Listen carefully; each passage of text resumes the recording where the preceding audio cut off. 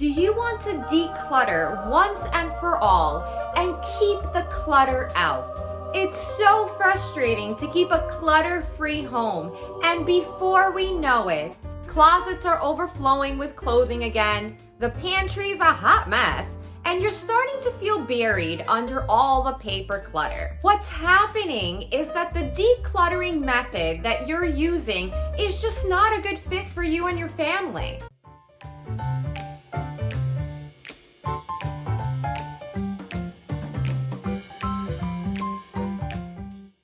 As a working mama, I am always looking for new and quick ways to keep my home clean and clutter-free. So let's find a method that works for you and your family. This video is all about 3 methods of decluttering that work. So we're going to talk about the FlyLady method, the Swedish Death Cleaning method, and the KonMari method. If you're a working mama and you want to successfully survive work life and mommyhood, subscribe to my channel and hit that notification bell. I release brand new videos every Wednesday. Let's start off with the FlyLady System. The FlyLady is a cleaning and decluttering system that teaches you to keep a tidy space by eliminating clutter, but most importantly, establishing routines to keep your house clean daily. How would you start with the FlyLady system? Start with baby steps. It's less about the task, but more about building momentum. She recommends that you tackle shining your kitchen sink first. She has a full beginner baby step 31-day guide, which assigns you a task that you need to complete every single day. I'll leave a link to it below in the description. Next up with the FlyLady is zone cleaning. Once you have the basics down for daily routines, you can move on to zone cleaning and decluttering, which is done weekly.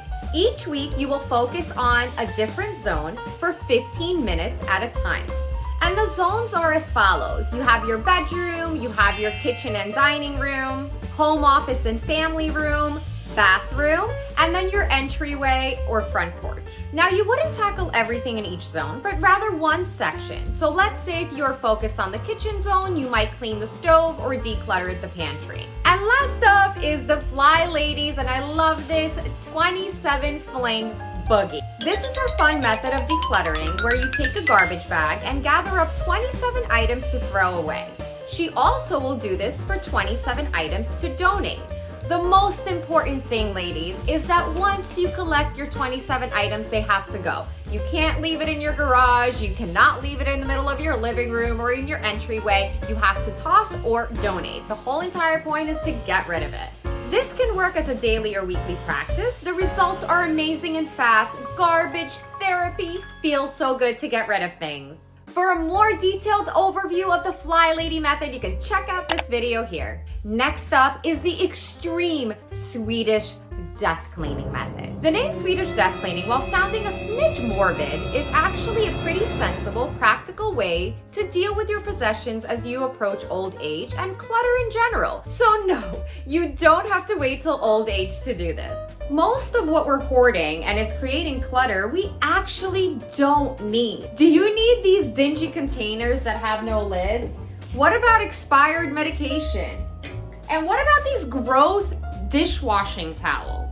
My rule of thumb is if I haven't used it or looked at it in the last year, it has to go. If you're getting value from this video, contribute to my coffee addiction by smashing that like button and let me know, how often do you declutter? So where should you start? The closet, perhaps? There are lots of things in the closet to get rid of without feeling too guilty. Work your way up to the more sentimental items and prepare your mindset. You may start by location or by category. And what you would essentially do is you would pick up each item and you would ask yourself, do I need it? Do I have use for it? Or would anybody else benefit from it? And if the answer is no, then you would either throw it out, donate it, sell it. For a full tutorial on the Swedish Death Cleaning method, you can check out this video here. Let's talk about the lovely KonMari method of decluttering. The KonMari method is a simple but effective tidying method which focuses on decluttering your home by going through categories and only keeping items that spark joy. As in only those. So let's not play the game of everything in my house sparks joy. You probably don't need those travel bottles, let alone some unused nail polishes. How do you start? Marie Kondo instructs us to begin the process of decluttering by category, not by room like we have heard other experts advise. The reason being is we keep a lot of the same stuff in different places around the house, so if done by location, it's almost like it's a never-ending process. She breaks up our homes into 5 categories: clothing, books, papers, kimono, which is miscellaneous items, and sentimental stuff. And yes, the order is important. When we are decluttering, it is inevitable that we're going to encounter things that hold sentimental value to us.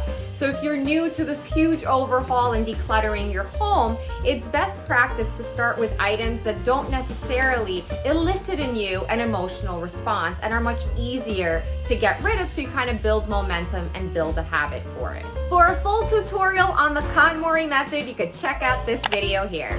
Let's review the KonMari method of decluttering process. When starting with your clothing, it's simple. You'll essentially go around your home collecting wherever you keep clothes, and then you would take all of it up and dump it on the bed, on the floor, or the couch, wherever you have space. My recommendation is create a schedule for decluttering and do it in batches. Once your entire category is in front of you, begin by picking up each item and seeing if it sparks joy.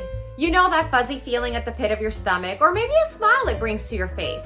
If none of this is happening, thank the item for its service and put it aside. A bit of caution, there will be items that you encounter that might bring you to tears. Maybe it's a jacket that reminds you of somebody that you've lost, or a piece of jewelry that has some type of sentimental value to it. Choose if you want to keep those. For a complete list of what to declutter in each and every room, grab my free Mom's Decluttering Guide. I'll leave a link to it in the description box below. Here's a pro tip. As you declutter, always create piles. Keep, toss, donate, or sell. And finally, make it last. Regardless of what decluttering method you're using, the most important thing is that you maintain a clutter-free home. Now, a caveat to that is we have kids, we have families. Your home is never going to be fully clutter-free. The goal is to continue to keep the clutter out, not bring more in. This is very common and a realistic problem we all face. We clean, and then within a few days, things are back to looking as they were. Try to have the motto, more out than in. Remember, a cluttered space equals a cluttered mind. Whatever method you choose, decluttering our homes has so many benefits and positively impacts our physical and mental health. Good luck on your decluttering journey. If you found this video helpful, subscribe to my channel, hit that like button so you don't miss any of my weekly videos. Thank you so much for watching, and always remember, be good to yourselves.